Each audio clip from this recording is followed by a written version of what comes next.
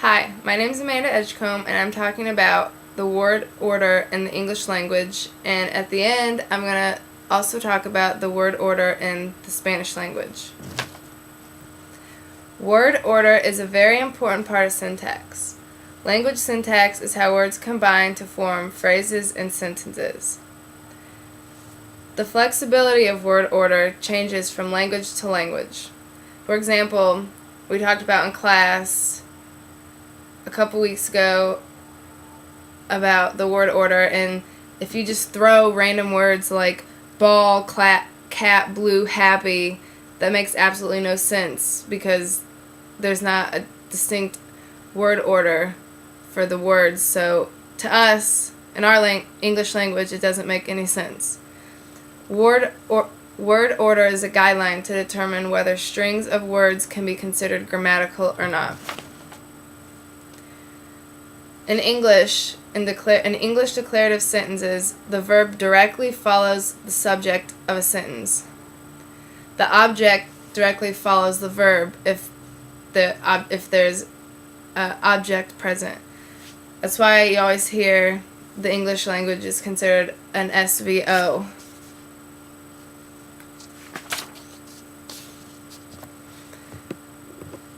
Here's some example sentences for SVO sentences.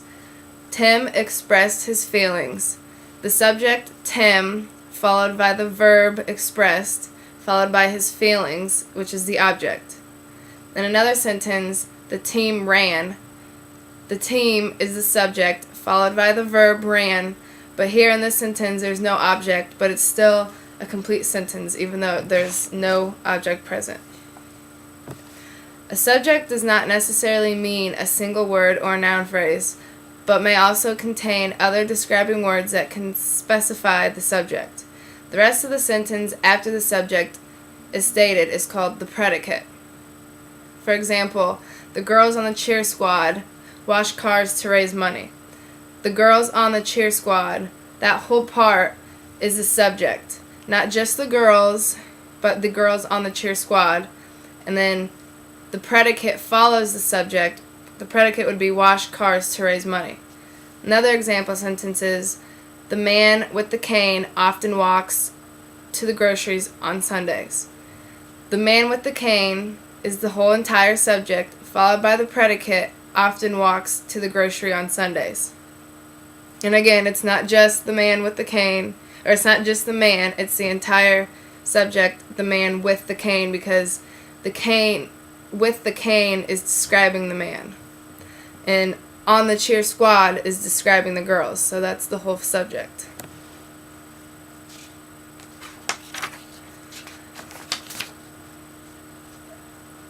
Indirect objects. If there is an indirect object in the sentence, the placement of the direct object depends on whether the preposition to is present or not.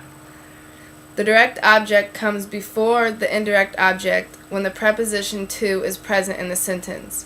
The indirect object comes before the direct object if the preposition to is left out. For example, the music teacher counted off a beat to the band. The subject, the music teacher, followed by the verb, counted off, followed by the direct object, a beat, which is then followed by to, and then the indirect object after that, the band. So as you can see, a beat, which is the direct object, to, followed by indirect object, the band. In another sentence where to is not present, the assistant passed out papers for the teacher. The assistant, being the subject, passed out, being the verb, papers, being the direct object, and then for, and the indirect object follows that with the teacher.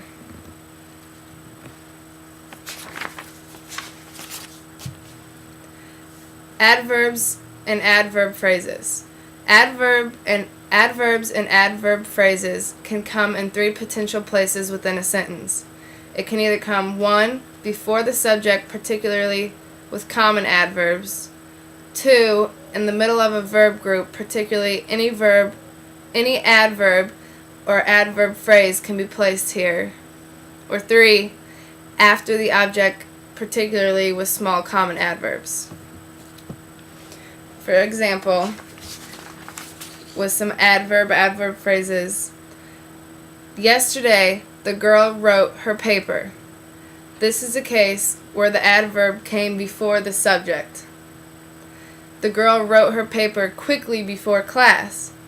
This is a case where the adverb phrase comes after the object. And the girl has already written her paper. This is an example where the adverb is in the middle of a verb group. Already being the adverb is between the girl has and written her paper. And for the girl wrote her paper quickly before class, the adverb quickly before class comes after the object paper. There are some exceptions to word or order. In normal traditional English, words do not typically come between the subject and the verb or the verb and the object, but here are some exceptions. Most of the exceptions contain adverbs of frequency and indirect objects that do not contain to. The soldier often wrote his girlfriend a letter. In this sentence, the word often is considered the adverb of frequency, and his girlfriend is considered the indirect object. Spanish word order. English and Spanish are similar in word order. Spanish is more lenient when it comes to word order. Changes in word order are very common in Spanish language. This includes conversations, formal writing, and publication. In the English language, word order is common in poems, because sometimes if you have ever read a poem and it doesn't make sense, that's because the word order is more lenient in the poems than it is in our everyday conversation. Descriptive adjectives are usually placed after the nouns that they modify in the Spanish language. An example might be la camiseta roja y blanca, and when you translate it in English, it means the shirt red and white, but translated, this actually means the red and white shirt. In Spanish, generally the adverbs are not separated from the verbs that they modify. An example of this may be nunca hablan los hermanastros. And to us, if we tried to translate this, it would be never talk the stepbrothers. But in Spanish, this is translated as the stepbrothers never talk. Those are some examples of how the Spanish word order is so different than the English word order. Word order is an obvious necessity when it comes to the study of syntax. Literature and communication would be difficult to understand without each of these guidelines pertaining to word order. We would find so many more complications when you're trying to communicate with each other if there was no rules for the order of the words, because it would just make no sense to half of us. Thank you.